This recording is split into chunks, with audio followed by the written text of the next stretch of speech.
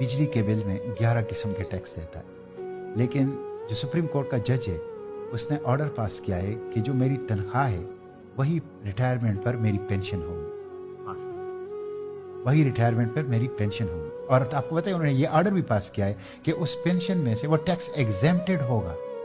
ये कौन से जज साहब है सर? ये सुप्रीम कोर्ट के तमाम जजेस। माशाल्लाह। इस पे यूनानिमस बेंच बैठा। मैं आपको एक और दिलचस्प आदादशुमार बताऊं, आप जरा इस पे स्टडी कर लें।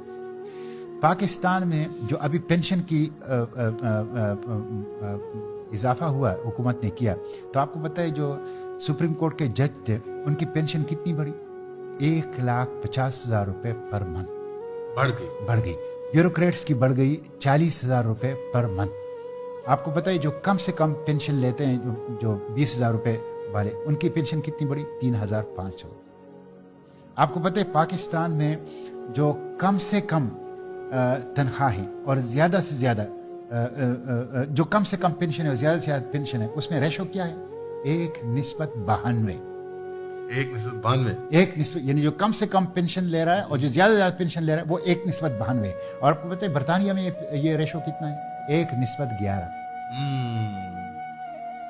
ये जुल्म का निजाम है, ये जुल्म का निजाम है यहाँ पे। यानी शाह से आगे शाह के बंदे वाली बात है। नहीं जी, यहाँ पे ब्रिटिश का निजाम हमने इतना आगे खींच दिया। यहाँ पे इतना मतलब ये है सिविल ब्यूरोक्रेसी, मिलिट्री ब्यूरोक्रेसी, जजेस, हुक्मरान, सियासतदान ये खा रहे हैं इस मुल्क को। आप अंदाजा नहीं कर सकते कि इस वक्त ये एक तो करप्शन है ना, वो तो मैं आता हूं, वो तो दूसरी बात है, वो तो इसके अलावा है। ये वो हैं जो इन्होंने जायज अपने लिए रखे हुए हैं, जो जायज मरात रखे हुए हैं।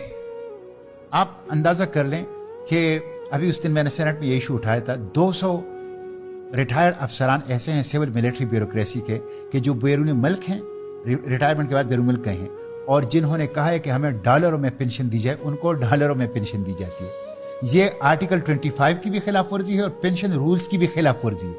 200 मिलियन रुपए सालाना उनके ऊपर खर्च आ रहा है।